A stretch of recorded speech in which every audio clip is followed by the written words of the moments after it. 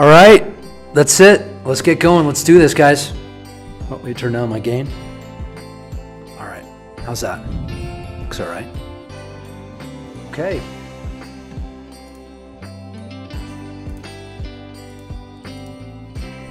Let's kick this shindig off.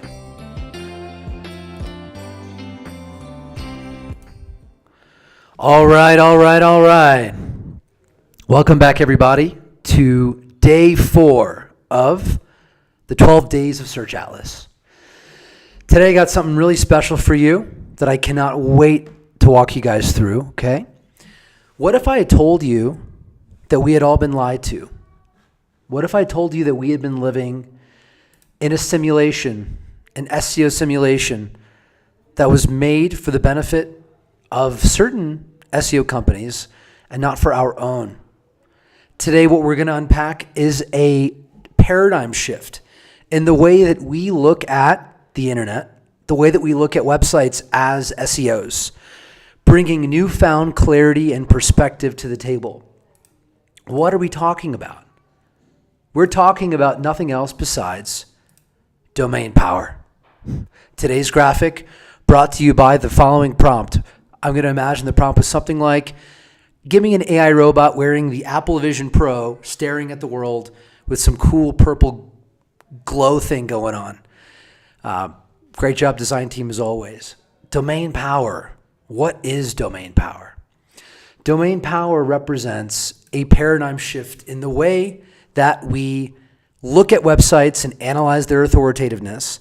And it is a radical departure from the metrics that we have all been trained to trust and believe in and that we're used to. Today, I'm going to be showing you the metric. I'm going to be showing you how we derived it.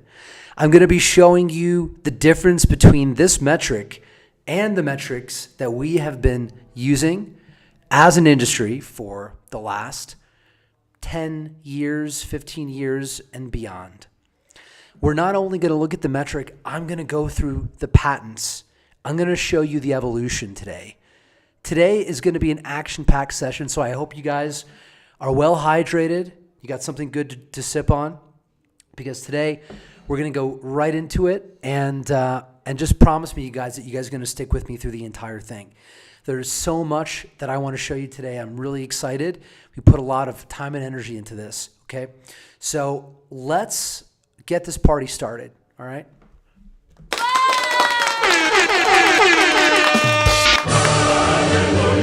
yeah. I'm going to do one more. Hang on. I'll make it good.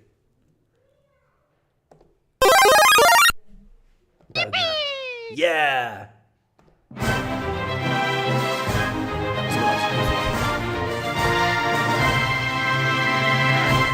Any Super Mario fans in the house? I'm a huge Super Mario fan. Okay. All right, let's pop this taco stand.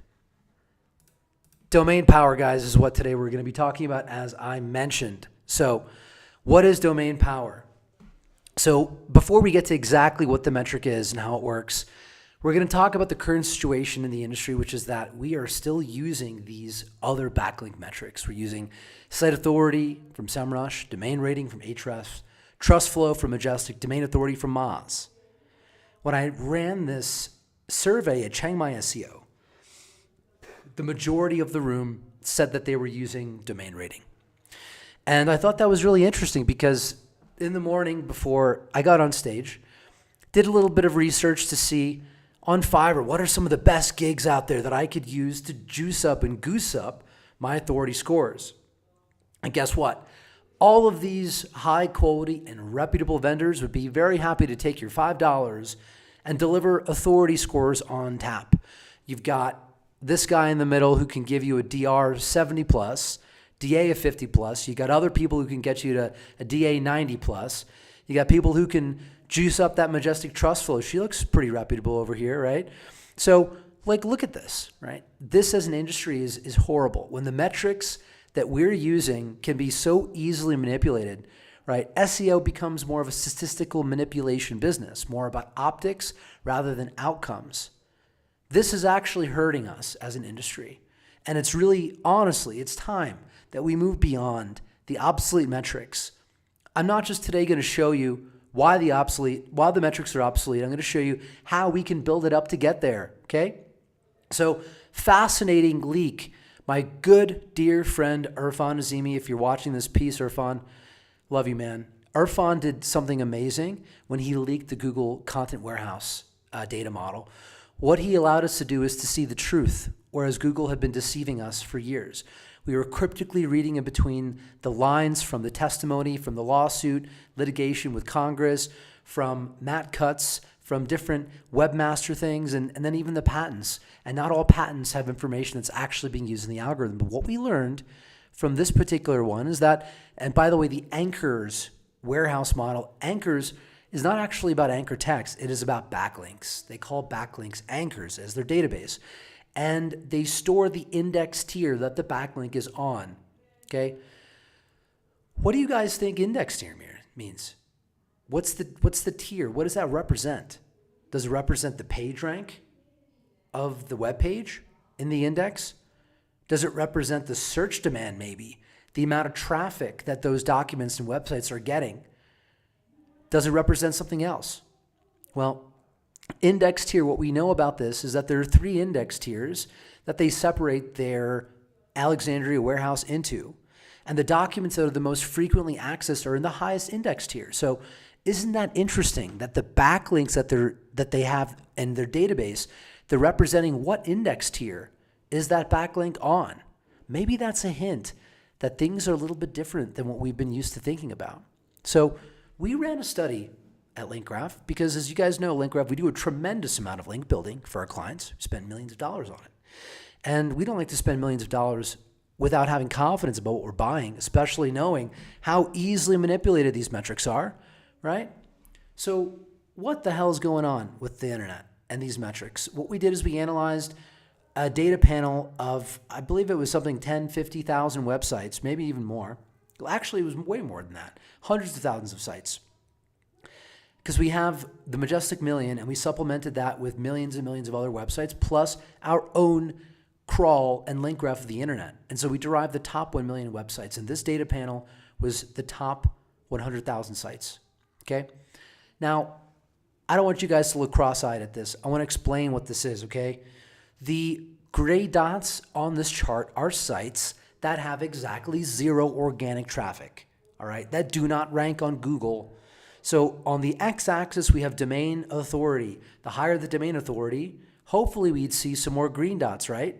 And we do to some extent. We do see that there's a positive relationship between sites that have traffic and sites that have higher DA and DR. But look at all this spam. Look at all this BS in there that has fooled the system. It looks like it's authoritative. Look over here. There's a dot at DA 70, probably 8, even a DR 77 up here, DR 90 something up here, DR probably like 87 over there. And those sites have no organic traffic. What the, right? What the hell is going on? How can a site have authority when Google does not want to rank it? Well, I would say there's something fatally fucked about these metrics. Kevin Hart, that's what's going on, bro. These metrics are wrong, all right? And they are more about marketing and selling software than they are about actually helping us as an industry get to the right metrics that we need to be thinking about and using in our SEO campaigns. In the modern era of the internet, we know how many changes, how many updates have been made to the algorithm. Things have changed quite a bit.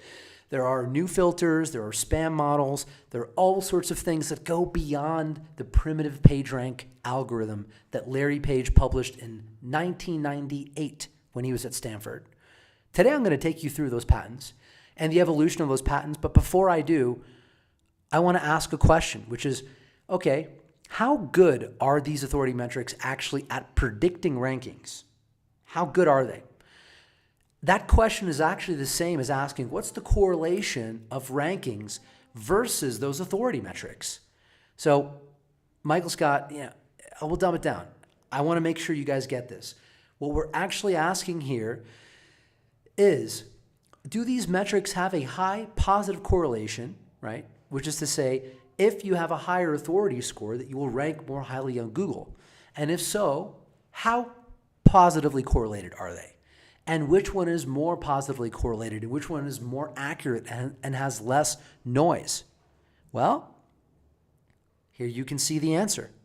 We ran this correlation study in a large data panel of keywords, and we ran the correlation to understand which metrics were the most predictive at getting us to rankings. Now, here you can see domain power is the most highly correlated metric with rankings, significantly more correlated than domain rating and more correlated than domain authority as well. So there you have it. According to the science, according to the quantitative measurement, domain power is a superior metric than these other metrics that we've been using. Okay? So then we wanted to go a little deeper and understand what's the difference between domain power and let's just pick domain rating, because people at Chiang Mai SEO use this one more than they used any of the other metrics. So over here on the right-hand side, first of all, you guys are still with me, right? You guys still following along with this? Have I lost anybody yet? I really hope not. I want to really make this accessible so you guys can understand what's going on. I want to pull back the curtain so we can actually see what's going on with these authority metrics, because we use them. We use them so often. I hear people talk about, oh, I got a website, I got a backlink from a DA90 website, or DR whatever website, and I look at them and I'm thinking like, that doesn't mean anything, okay? It doesn't really mean anything. There's a lot of statistical manipulation. So let's take a look at the right. Looks like you guys are following, which I love to see that, guys. Some people not yet. Don't quite get it. Okay, well, we'll try to get you there. If you got questions, just pop them in the chat. I'll try to explain as we keep going. So on the right-hand side, we've got domain power of 0. And on the left-hand side, we've got domain power of 100. And these bars here, you'll see that here's the middle line of 0. So if domain power and domain rating were exactly the same metric, and they always agreed, we would see only a line straight across and nothing up and down. But because they don't agree, we see differences. And at the domain power 0 line, we see there are sites that have between 0 and 90 difference in that metric. And there's a ton of them. There's a lot of lines down here. And then, and so that's like double bad, right? That's double bad. If there are sites that have no power at influencing rankings and they've got huge authority scores, that's a sign of a really bad metric. When we look in the middle here and we see domain power and domain rating that are more equally balanced between positive and negative, you see that there's a plus or minus of 50 points. So you could say, we have a site that is a domain power of, let's say, like 30, and Ahrefs will say the domain rating is either like an 80 or like is almost a 0, okay? And so that's what gives rise to these residuals. And these residuals are all over the place. That's a sign of a very volatile metric that is maybe directionally correct when it comes to traffic, but there's a lot of spam in that signal. And you can see just how much spam there is, especially at this low end of the range, where there are sites that are not able to push rankings, and they actually, according to Ahrefs, have a high score, even though according to us, they'll have a very weak score. So let's continue. Keep going. So, these guys, they like to talk about the power of their data center, but we all know, right? It's not size, it's how you use it, right? And so it's really about how do we use our data? It's not just about, okay, we can crawl the internet faster than Google. Congratulations, right? Garbage in, garbage out. And that's what we have is garbage. We don't use this metric anymore in any of our link building. And what we found is that when we use domain power, we get links from sites that have real traffic. The results and the magnitude of the impact, significant. You don't have to build nearly as many backlinks if you're building backlinks from the right kind of websites and the right kind of pages, okay? So the way that we get to domain power is it's a blended metric between organic traffic and ranking keywords. It's roughly related to both of those metrics, okay? In order to calibrate this, thankfully we've got a huge data panel in Google with Google Search Console. We got access to hundreds of thousands of sites. And so we know overall site traffic, we know overall page traffic. And so when we went to derive the page power metric, we used that Search Console data panel to understand what's the distribution of how much traffic pages really get on the internet. And not just total clicks to pages, because a lot of pages get no clicks, but they actually have keywords that they rank for. So all we're trying to show here is that you can have a page that has actually no clicks, right? It doesn't get any clicks, but it actually has some page power, right? It has some page power because it actually is ranking for keywords. So ranking for keywords is what I talk about when I think about ranking potential, right? The more keywords a page is ranking for, the more power that page has, the more ranking potential it has. Obviously, you want clicks, but actually the way that we know that documents are relevant to Google is to know that they are ranking those documents for keywords. If they're ranking them in the search engine for a keyword, they're saying that this document is relevant. Maybe it's not the most relevant or page one relevant, but it's still relevant. And so total ranking keywords is a very powerful signal, and so it had to be a part of this algorithm. All right. So now I want to trace you through the evolution of link-based ranking algorithms, starting from PageRank to seeds to traffic. And here we're going to chart how Google as a company evolved and how they shifted their perspective on what authority means and how they get there. All right. You guys with me so far? So far, so good? Sweet. Sweet, sweet, sweet. Okay. Began in good old 1998 with Larry Page creating PageRank.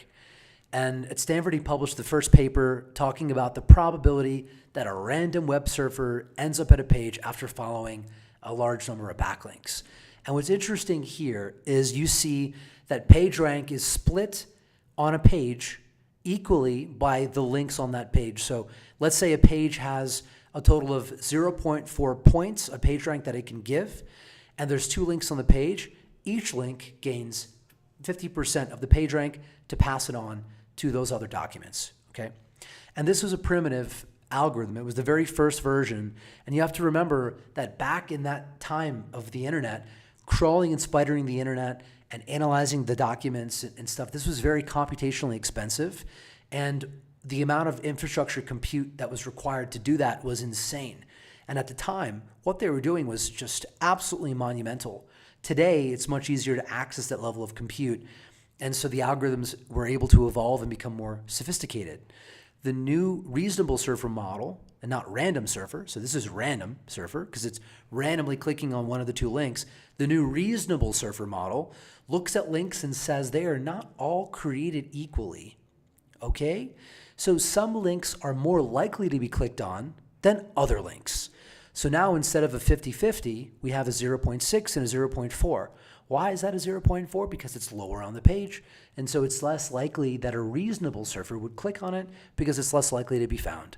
And so this document gets less PageRank.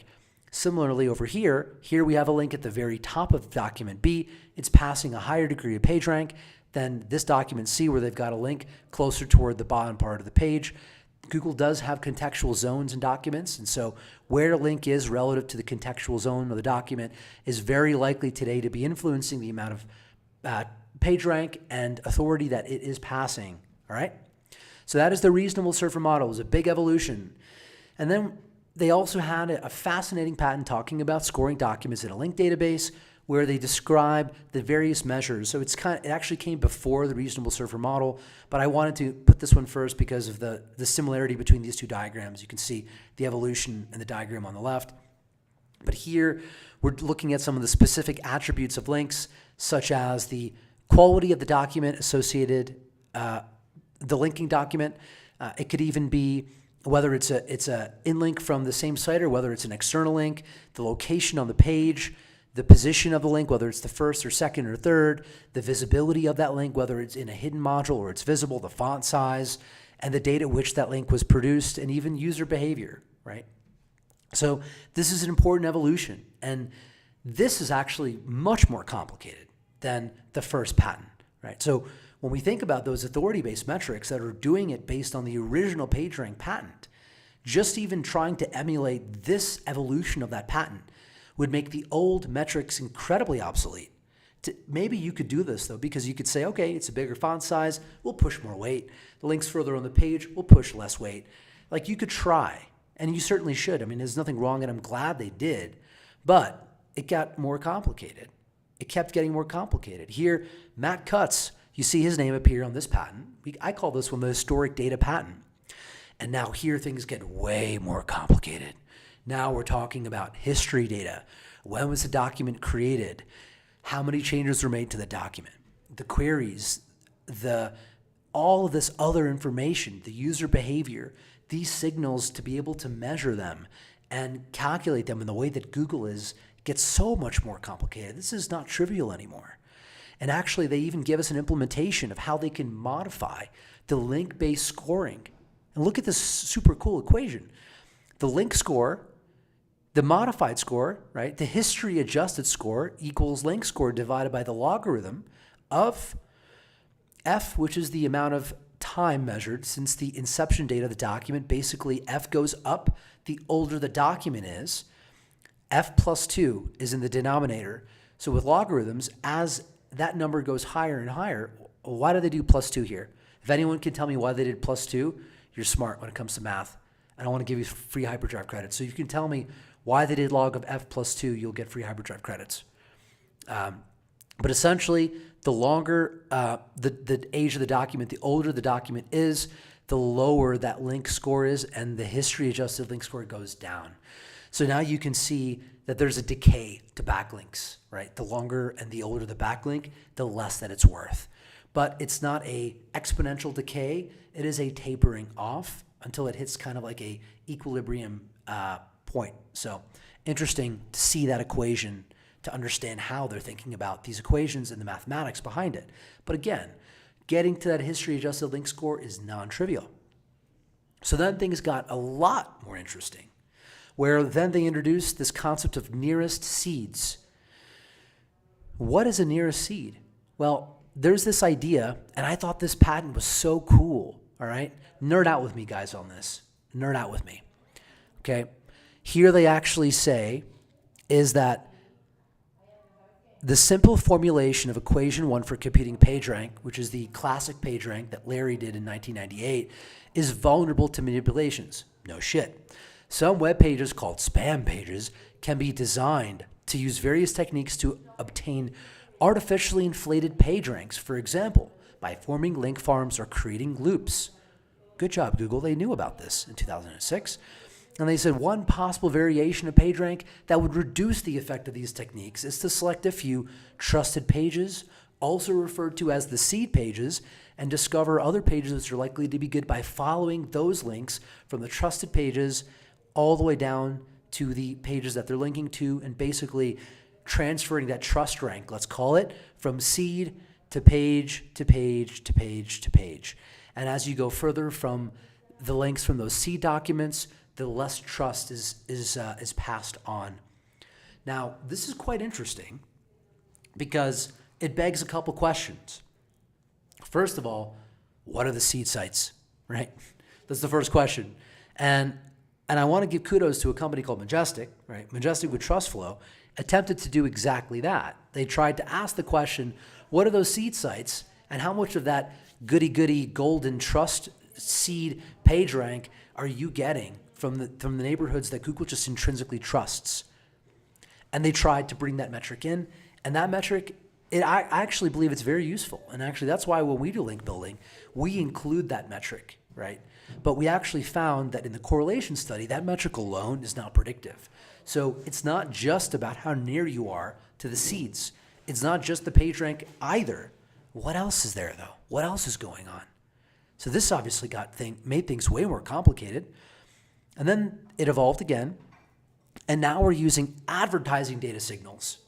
This is in 2006, where we're using data that relates to traffic and to figure out, and they use this really useful example, where if the initial result set responsive to the search query Jaguar, if the ranking processor receives an advertising data signal or signals that weight the documents associated with the concept of automobiles higher than other concepts, the ranking processor can use these signals to increase the rank of the documents associated with the concept of automobiles in the search result set.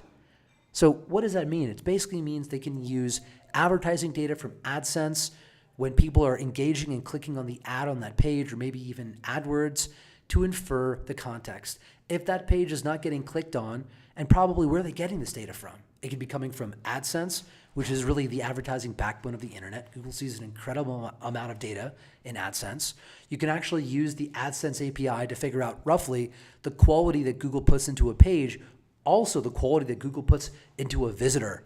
Gosh, so many secrets that I'm sharing with you guys today. I've been doing this for a long freaking time. And so our knowledge into this stuff goes pretty deep.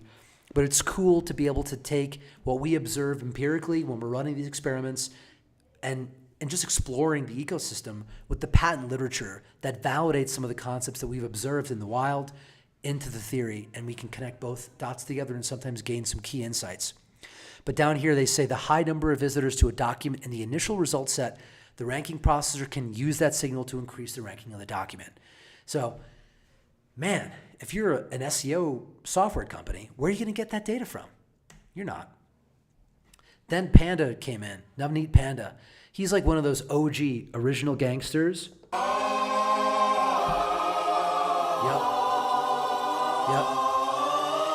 He's one of the original gangsters. Whenever you see a patent with Navneet's Panda on it, you know that patent is important. There's something that they're doing with that patent.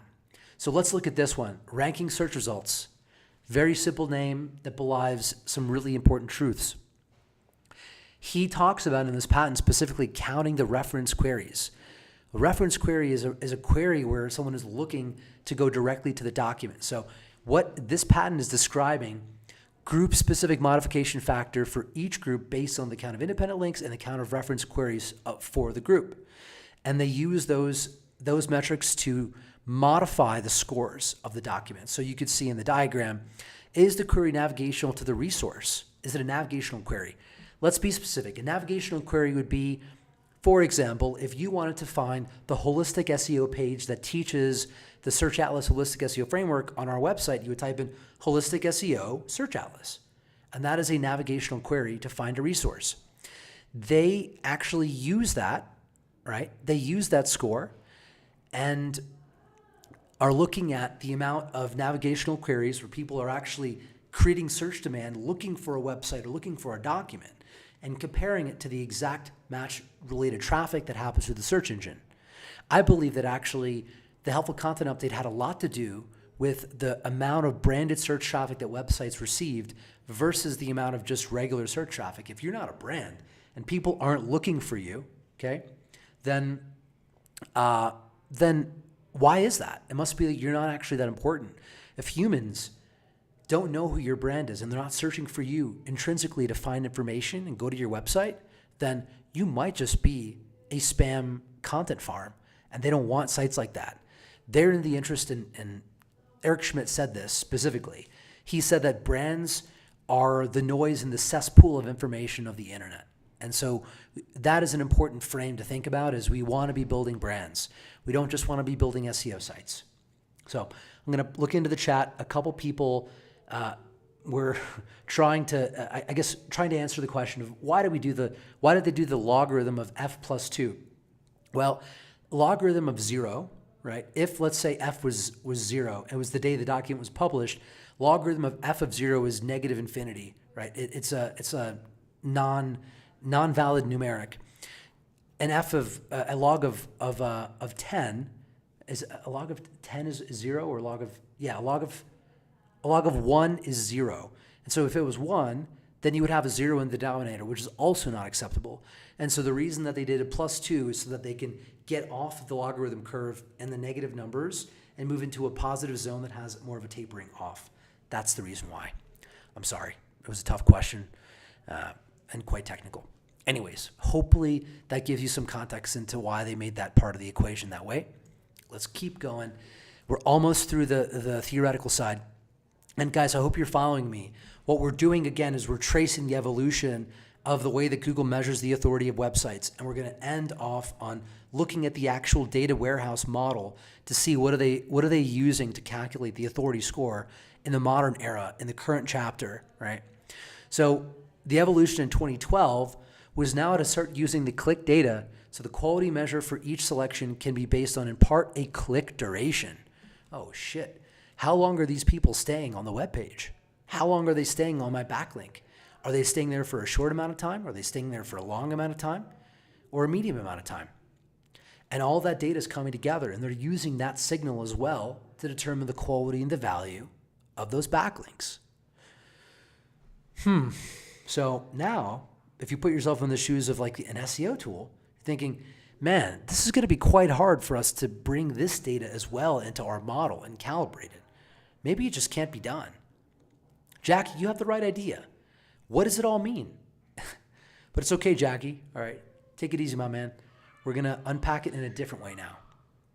The real question that I want to come to is, which authority signals is Google storing in their database?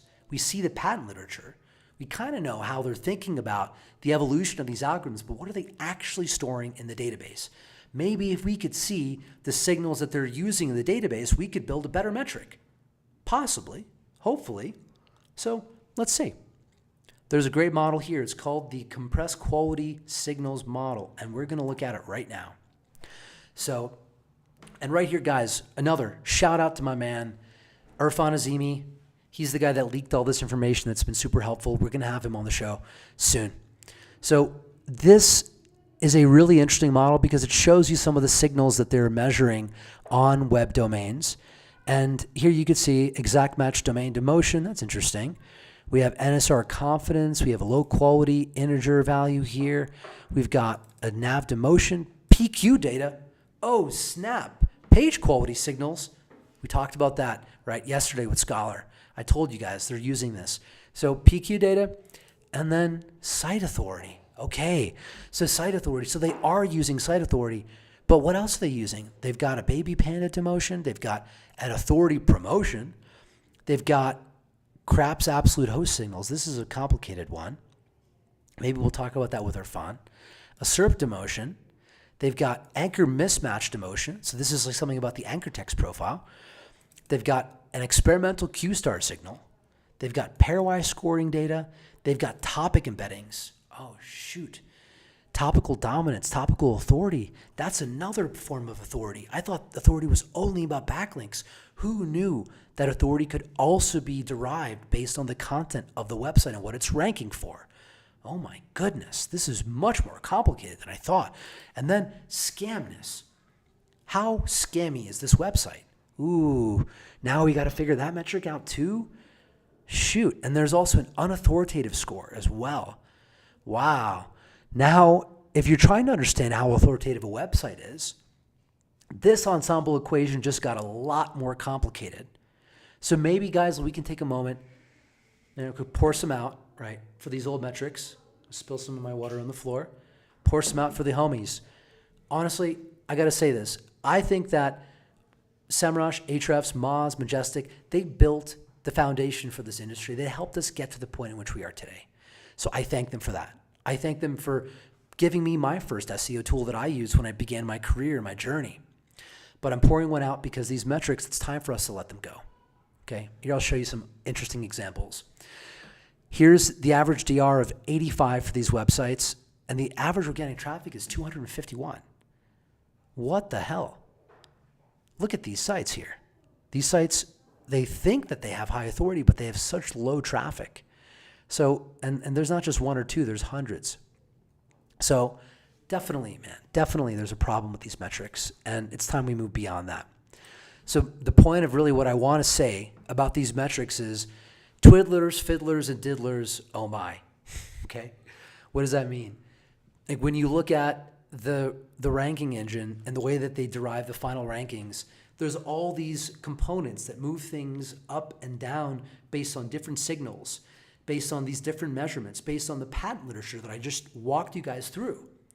And so if you're trying to create a pure metric that is based on those data primitives and build it up and calculate your own site authority score, you got to do a lot of work. You got to basically have the same data science team that Google has. So which is why I say we have to infer authority, not derive it directly. We have to infer it. Instead of trying to go and build our own experimental Q-star signal and unauthoritativeness score and scamness score and all this other shit, those twiddlers, fiddlers, and diddlers. What we need to do is just look at how they're ranking the sites and use the ranking keywords and the organic traffic of those websites to infer what they actually think about those sites, what index tier they're on in that anchor model, and that will lead us to a better metric. So as of today, you guys have domain power. It is in Search Atlas. Right here, you'll see it in the Site Explorer. We give you domain power. And I know some people, I know it's the holiday season. We're all expecting things to be kind of the way that they have been and, not have so much change. But change is inevitable. But we're kind of giving you guys the Band-Aid between the old regime and the new regime. You're still going to get your DR scores and your DA scores and your trust flow scores. We haven't removed them. But we are moving everything over to domain power. Okay, so you will see domain power front and center now inside Search Atlas. Let's look at this example here, brand.com. Interesting site, right? This site, would you guys want a backlink from it? It has no traffic. It literally has no traffic. Like it's almost zero, but its DR is a 71. Ooh, seems like a super powerful site, right? It's got a DR of 71, but it's got no traffic. And so its domain power is really weak. And when you think about it, brand.com, a lot of times when people type in, they build random links on pages, they're just going to plug in like brand.com or maybe even like test.com. Where's test.com? Where are you? There you are, test.com, right? Everyone's like, oh, test.com is like a link on my site. This site is actually not as authoritative as you think. It doesn't actually have a lot of traffic. It has a domain power that is something because it has enough traffic to give it power, but it's not a DR of 88. Similarly, let's look at a different example of a site that has a really low authority score according to these other tools, but it actually has traffic. So look at Savannah Tank. Google is giving this site traffic. It's ranking it well. And it has a healthy amount of organic keywords and a healthy amount of organic traffic. Most people would just totally glaze over the site because its DR score is just not high enough. But its domain power is at 26, which is showing you that, hey, there's something here. Google is finding this site to be authoritative enough. It has a trust flow of 11, which is not as much as we like. I like 15. But because Google's giving it traffic, we know that this site is actually a useful site to get backlinks on. Here's another one, supplyland.com. Domain power of 32. It's got even more traffic than the last example we saw. Even though its trust flow is low and its DR score is low, Google seems to think that this site is good for something, and it's ranking for a bunch of different keywords that are valuable and informative. And so we would want to get a backlink from this site. Right? It's a good site. So that, guys, is a quick introduction, not so quick, more than even an introduction, a good background into these metrics. Now, I kind of imagine some of you guys, if you have your own set of websites and you're trying to analyze their authority, their authoritativeness, you may want to update that score across your entire database. And so to make that easy for you, our bulk URL analyzer now supports domain power. So I'm just going to show you, we're going to plug in Search Atlas. Let's plug in a couple other sites. Let's do Shopify.com. Let's do USAtoday.com. Let's do just a few more.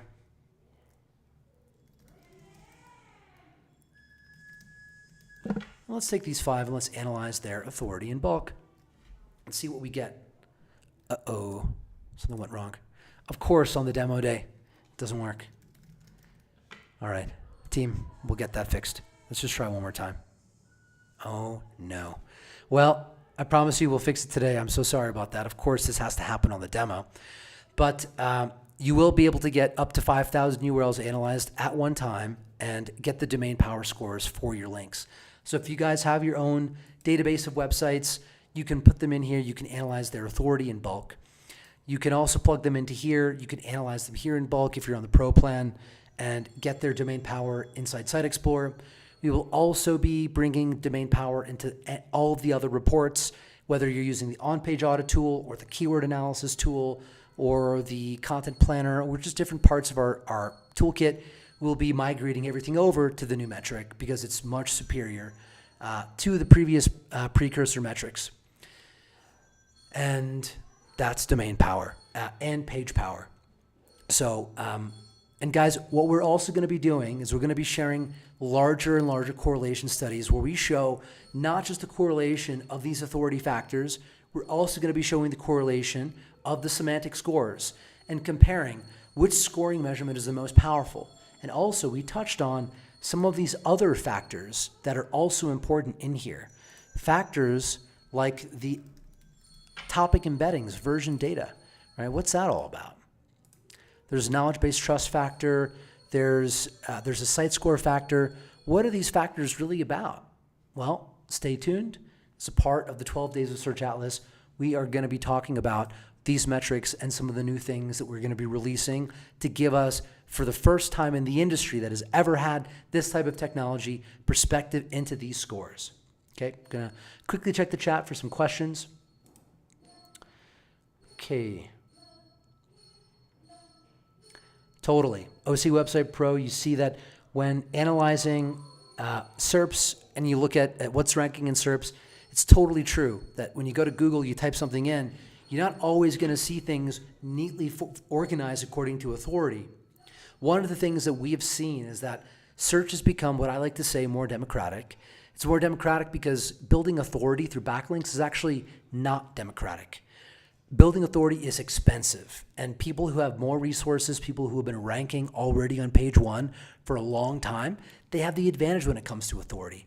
So if the only ranking engine was authority, it would just mean that the big brands would win every query, whether their landing pages were any good, whether they had a good user experience, whether people lived on those pages for a long time or a short time. It wouldn't be fair. And honestly, they would lose out on a lot of high quality websites and documents that are superior to those really authoritative documents, which a lot of times those sites are just old, super old sites that haven't been updated in ages. So really important that Google brought in these other ranking systems into the equation. And yes, when you use our Chrome extension and you type in a keyword into Google, what you will see in the SERPs is we overlay all of these measurement scores, and you'll see that it's not just about DR and UR. We will be bringing domain power into the Chrome extension. It will be coming soon.